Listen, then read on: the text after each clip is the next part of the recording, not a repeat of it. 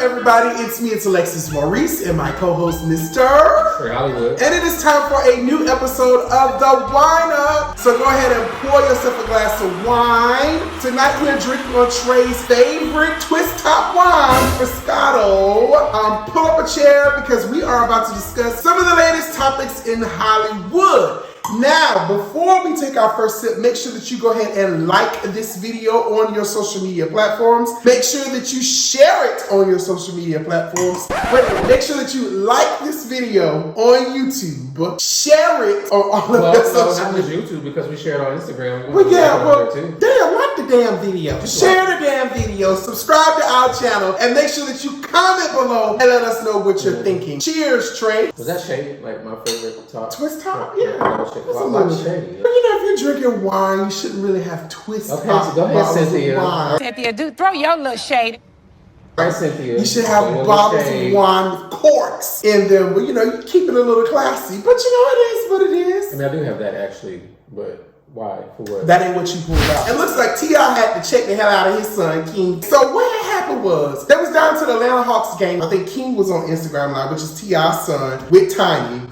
And King was going off about the fact that he kind of grew up struggling or kind of grew up poor. He wanted to kind of identify with that, to basically say he ain't no rich, spoiled, privileged kid, that, you know, he come from the same streets as you did and the same streets as I did. So of course T.I. and Turner was kind of clowning him like, bruh, you ain't hood. You not from the streets of Atlanta. You grew up a very not sheltered, but privileged life. And so he was like, nah, I'm standing on business. Everything ain't what it seems. Tried to say that he grew up with roaches and all kind of shit like that. It was the most craziest and most bizarre thing going on. You can tell it was sort of kind of mama and daddy kind of clowning their kid, but apparently he was in his feelings. Things took a left turn, and T.I. ended up having to put his ass in a headlock. It was like, nah, nigga, you're not gonna disrespect me. Tiny was like, you look stupid. Like, you look really, really stupid trying to say that you ain't grew up this particular way. Trei, what did you think about all of that when you saw it? I was kind of confused about it because we saw them. We saw them on TV. The Family Hustle. We saw them for several years. And we know how T.I. is. And we know how Tiny is. Ain't no way in hell. Not roaches. Okay, let's mention this. Anybody can have roaches, right? Roaches can happen. That's a natural thing. Possibly wherever you live at. It's a southern thing, whatever the case is. And especially in Atlanta, honey, because them water bugs and them cockroaches are every goddamn way. And if it's a big cockroach, there are little roaches somewhere around too.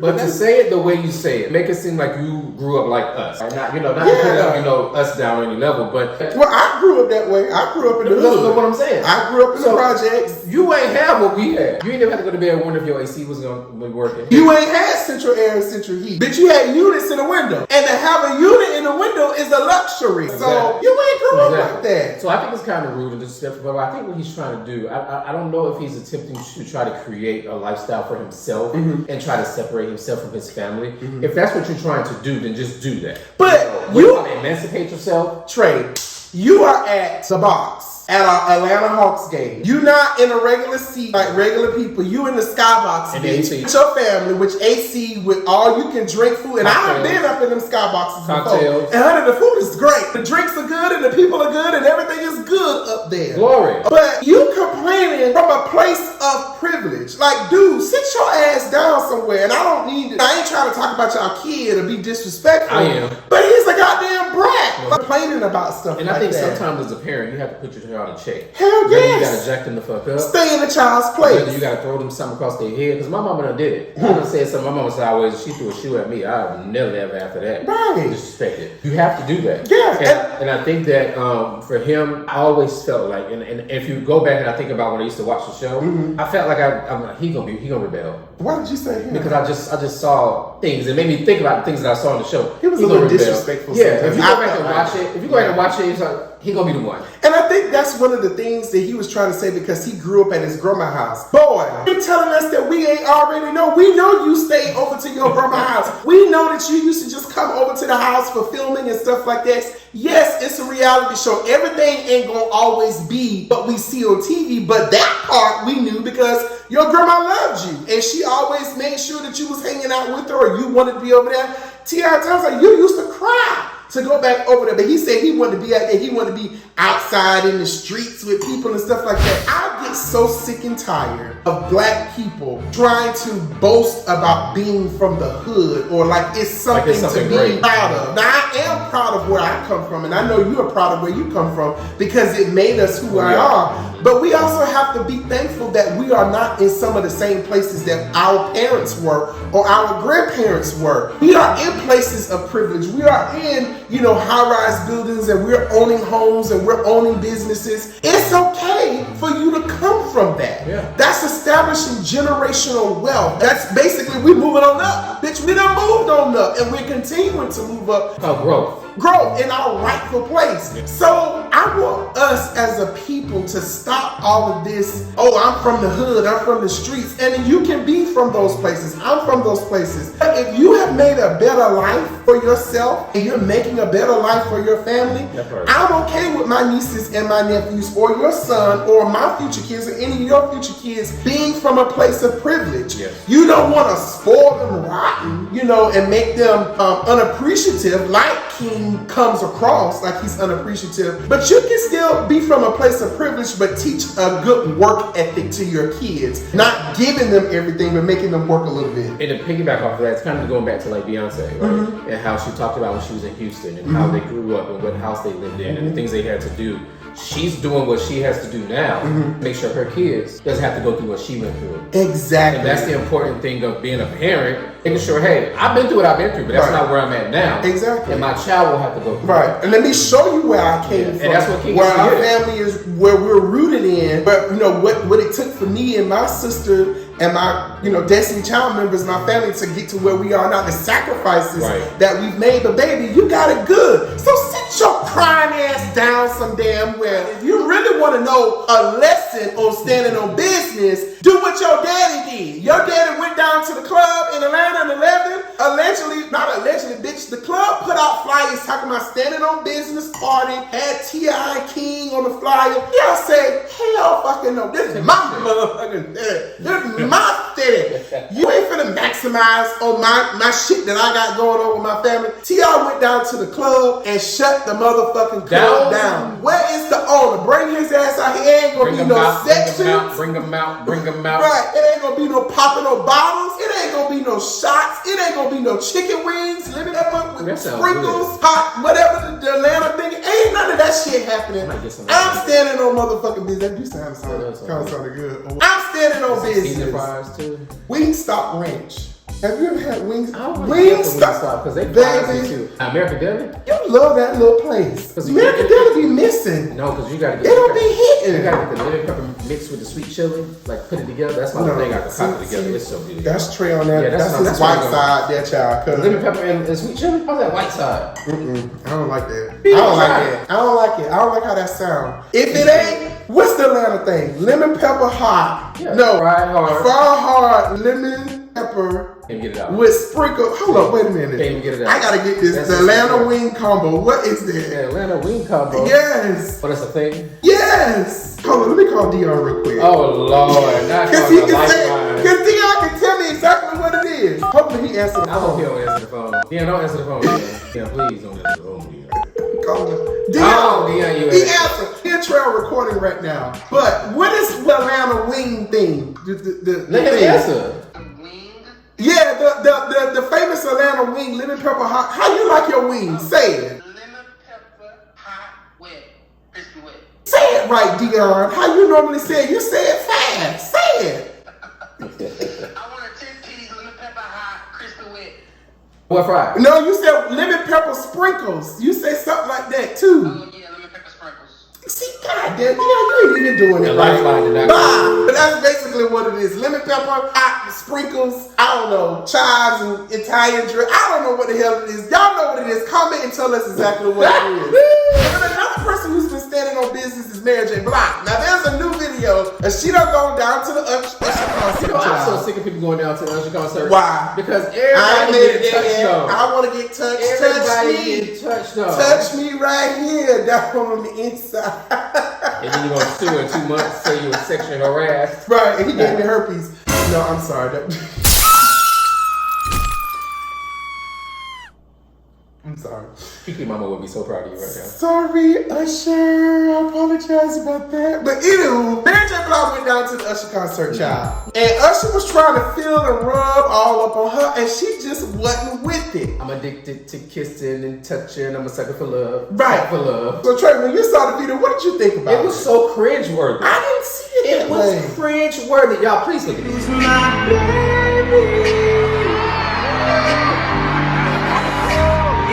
don't know.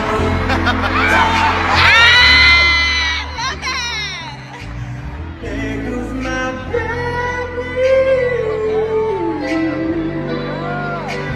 loving everything you do. Ooh, girl. I love you, Mary. Now, how could that not be cringeworthy? She was laughing, of course, because she wanted to keep it light. But no, Mama said, don't touch me. She kept moving his hand. Even readjusted her body to say that, you know what, I'm not feeling this. And you know Mary J. Blige don't like to be touched. Look at this video. I feel better. I feel better. Listen, you would know not to touch Mary. Listen, what it gave me was especially her legs. Mary was tingling down on the inside, down there. Here comes Usher, smelling all good. Talking about, there goes my baby. Honey, I would be tingling down on the inside, down there too, honey. All wet. She didn't look uncomfortable to me. It was just a very funny moment. Yes, she appeared to show some boundaries, like, no, don't touch me, don't touch me, don't touch me. But it seems like it was a very loving and laughing moment. He even tried to, touch her face. Why are you touching Mary's face? I'm sorry. Why are you touching Mary's face? I didn't see it that way, Trey. Ain't Mary married? Is she married? No, she was is not married. It's probably why she was a little tingling down there. No, she was not tingling down there. You know, she may not have been touched in a while. Let me say something real quick, because I was on this, I'm not going to say their name, but I was on this Instagram page, she posted the video, and there were people in the comments who were asking if she got a man, but people were saying no, she got a woman. I need y'all to stop spreading these rumors, okay, about Mary having a woman, because I done seen this on multiple occasions about y'all people better saying leave Mary alone, for she slapped the shit out of she y'all. gonna stomp on y'all with them heels, with some boots. Right. She be dancing on the she stage. Gonna put the hateration on y'all. Y'all stop saying this woman got a woman. All right. It does bring up, because Trey posted a video in our group chat. He made a very interesting statement about boundaries. So do you think Usher kind of violated her boundaries in that space? I think it comes back to the old saying, you know, if a person says no, or a person tells you once, she moved his hand once. If you're going to perform for her or continue to sing for her, don't touch her again. Because if she readjusts her body, that's her sending a sign without making a scene at your concert. So yeah, he exceeded the boundaries. He went past the boundaries because he touched her the first time. She moved his hand. Touched her again. She moved his hand. And she readjusted her body. Then he went for her face. But listen. And then after that, he touched her again and she moved her hand again. But if you come and then when she was sitting, you could tell her body was kind of like, okay, what am I gonna do? I don't know. I just didn't see it that way. No, you're just being gullible because you want Usher to touch you, and that's okay. That's all right. If you want to shoot out the coins that you gonna shoot out the sit front where like all these female celebrities are doing. Like if you if you are famous and you are coming to the Usher concert, 9 times out of 10, you gonna know he gonna touch your body. Somebody from Usher team need to go ahead and let him know, Usher, don't touch any of the women. Just perform and sing to them. Don't touch them. Because every female you done got in, it'll cost some shit. You done went from Kiki to what that ghetto rapper name. Just stop touching people. Listen. Just sing. Kenya. Like Beyonce said at her concert, she said, I ain't gotta be all over the stage. I can stand in one place and give you a performance. That's a good Usher question, do that. I wonder if Beyonce came to the Usher show, would he no. try to rub up on her? No, he won't. Well, you know what? He might because they had a song together. I don't know. I don't think he would. He may go over there and just touch her and do like this Have or a hand, whatever. But he blah. won't get close to her. That might be a good point. There, for certain people, there may be boundaries. Like you see what he did with Kiki. And you saw what he did to Kenya Moore too. King was there. They did a little 1-2, but then honey, she put that thing back up on him. He knows. And she started rubbing that thing, honey. Russia, rub on me all you want to, baby. Another person who rubbing on somebody. No, not rubbing on somebody, but who set boundaries is Cassie. So this has been going on for a while now. Trey and I were kind of like, we're going to talk about it. We're not going to talk about it, but we're going to talk about it now. So this whole Diddy and Cassie case. It's really Diddy and everybody now. That's what it looks like. So what had happened was a couple of weeks ago, we saw that Cassie filed, I think, a $30 million lawsuit against Diddy for basically claiming that he sexually assaulted her, he's raped her, there was a lot of physical abuse during their years of being together. You know, when this first came out, it broke like I think on a Friday, and maybe by Sunday they had them settled the goddamn case already out of court. I don't know how much Diddy agreed to pay Cassie, but we know that there was an agreement. That was the quickest suing that I had ever seen in my whole life, especially of a billionaire. Well,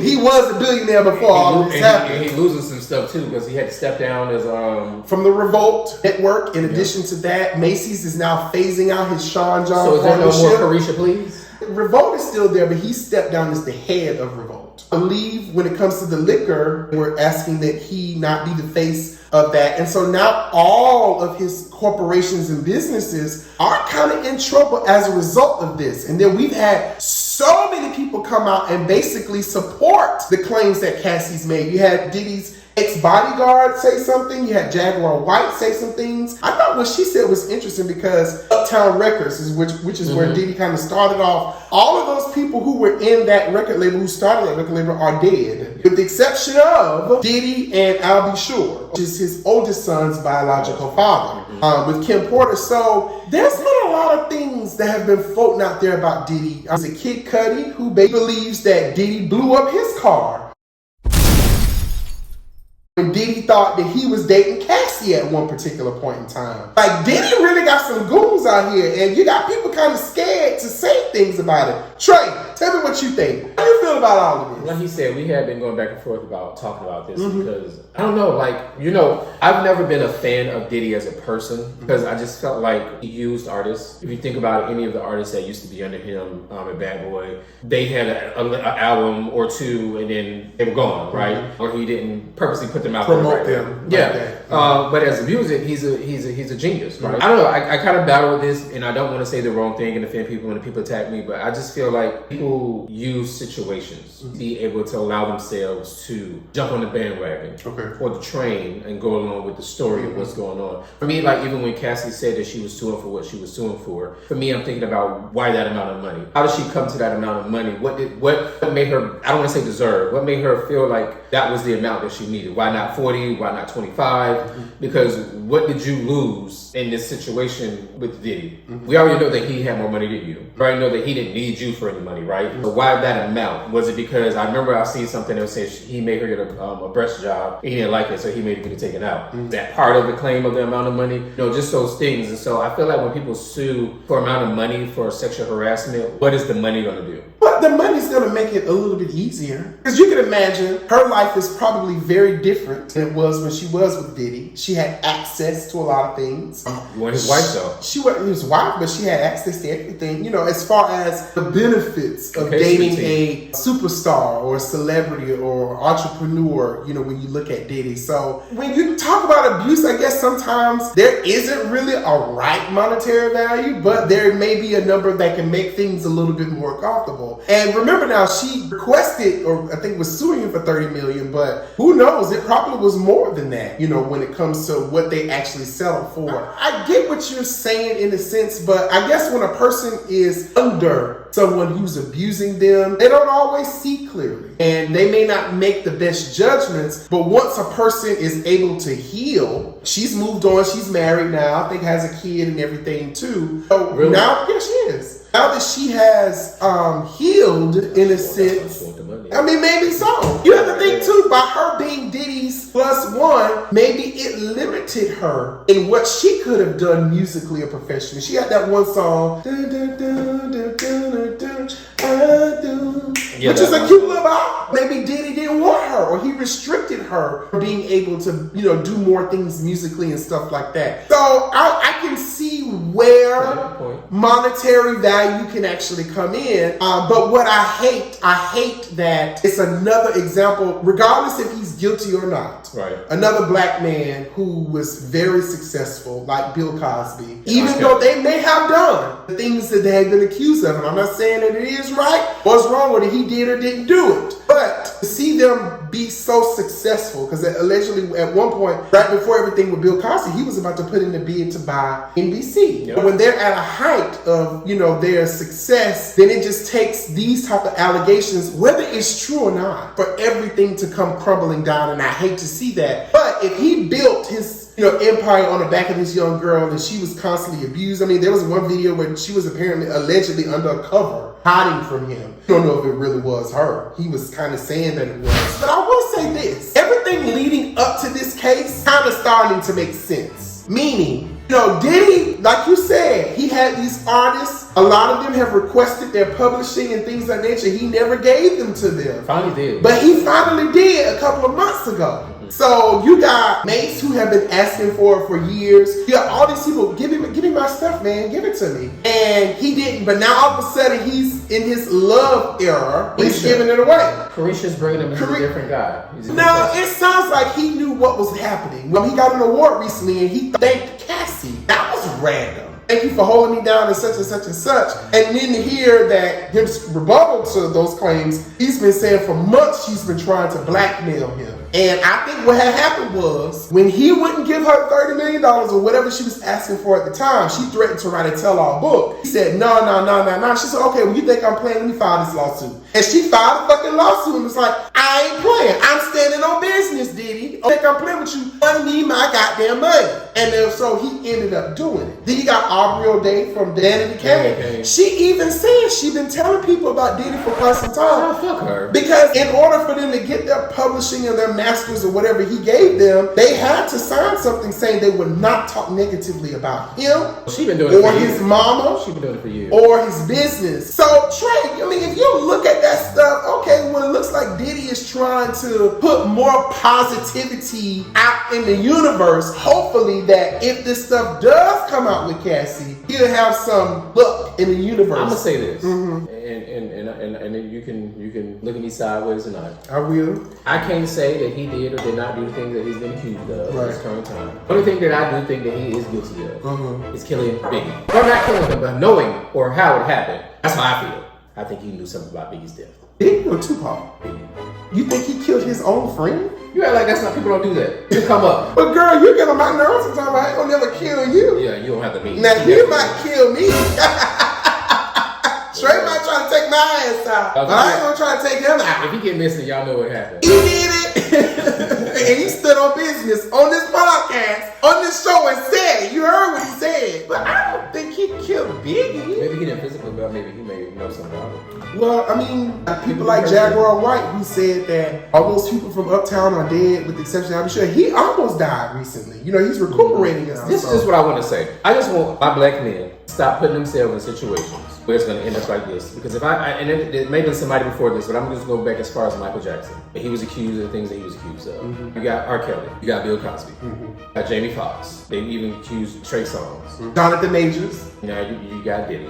When is it going to be one of the black women who did something inappropriate? Because I know it's somebody out there. Tyler Perry, you better stay out of the light. You better stay clean. Don't you touch nobody. But Tyler Perry is tickling one of the girls, so I don't think he don't have to worry about it. These types of things come with the territory. And understand this. Just because a person does agree to settle outside of court don't always mean that they are guilty. It just may be cheaper to just go ahead and slide this person this undisclosed amount of money, sign this NDA, never speak on it again, we good to go. I've learned that. Because in the past, I always used to think if they signed this and they agreed to it, they must be guilty. Working in the industry now, I understand sometimes it's just better and cheaper just to make things go away. And I just hate how he's losing businesses and like deals and stuff like that, because I feel like, damn, they not standing behind him. Right. They ain't standing with him. Right. As black men, we gotta be careful. As you rise to fame, notoriety, whether it's politics, whether it's entertainment, whether it's sports, you just have to move a lot different, because you have to remember there's still targets on the back of our heads. Just like there is now a target on the back of head of Jeezy. You guys remember this? We reported this a couple of weeks ago. Those two actually, Jeezy filed for divorce, stating irrevocable. I'm not gonna do this shit again.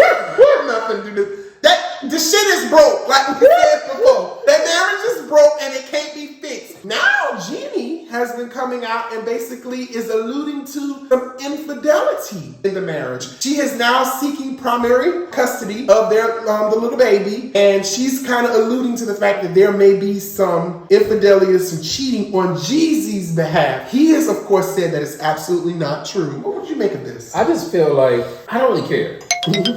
You know, I just feel like they're one of those couples. I just don't give a fuck. You know, like what's happening? Like that happened now. Like just get it over with. You know, whatever happened, happened. You cheated, you did. People cheat. Right. You know, people cheat. Yeah, things happen. They happen. Mm-hmm. Whether it's right or wrong. Get it over with. I don't know if it gives you less, like, you know, ability to do things if you admit that you cheated, Jeezy. But if you didn't, you did. I don't know if she's trying to like have like a rebuttal to whatever the situation is. She's trying to say that, you know, this is why this happened. He called the divorce because he cheated. Mm-hmm. I just really, it's like one of those C-list situations. I think the sensationalism of the now. Is kind of down now. We don't want a reality show. We don't need a reality show from her or him about this. What I do hate though is I hate to see when parents do break up or a couple break up and there's kids involved that the parent immediately goes after primary custody. Yeah.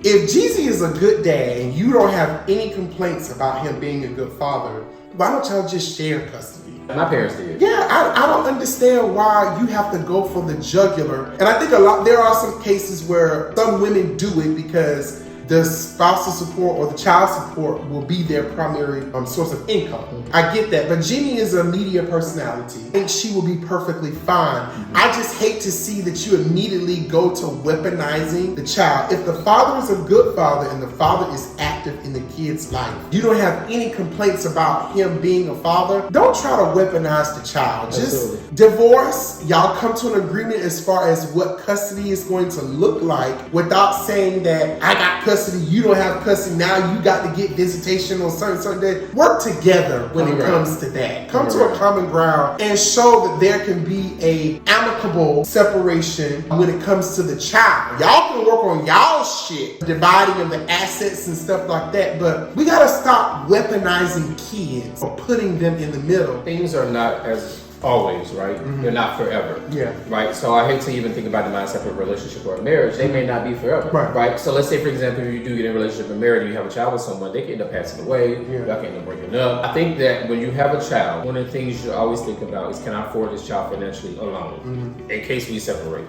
And like you said, she's well off. You know, she has financial stability to be able to take care of herself and this child. I need to think about like my parents. When my parents got divorced when I was 11-year-old, my mom didn't go after my dad for spousal support, full custody, whatever the case may be, because she knew that my father was a good man. Yeah. You know, and she knew that he loved me. Yeah. And that he would make sure that I was good. And we understand that it's not always the case. Right. You know, sometimes people go through different phases in their life. So maybe he may be unemployed or she may be unemployed. That doesn't always mean that that's going to be the case forever. Or they may be dealing or struggling with some type of substance abuse. But sometimes having kids and family can ground people. And you want to try to make, you know, I'm just speaking from my observations. I'm not a parent, so I don't get it. You are a parent, you can speak to that. But, you know, just from what I see from people who are products of divorce and the kids get caught in the middle, it's just a mess. Hopefully they'll be able to come to some type of agreement and it doesn't necessarily have to end with and when you do that, primary custody. The child goes up to kind of maybe be mad at you. Resent, especially, now I have seen that personally, where, you know, the mother tries to pin the child against the father, and then as the child gets older, they start seeing some of the mother's faults, or vice versa. I've seen it in the father, you know, case as well too. So I want to thank you guys so much for watching this episode of The Wind Up. Again, make sure that you like this video, share it on all of your social media platforms. Please make sure that you subscribe, and we will see you guys next episode. Remember, you are good. Thank you guys so much for watching. We'll see you next time. Peace.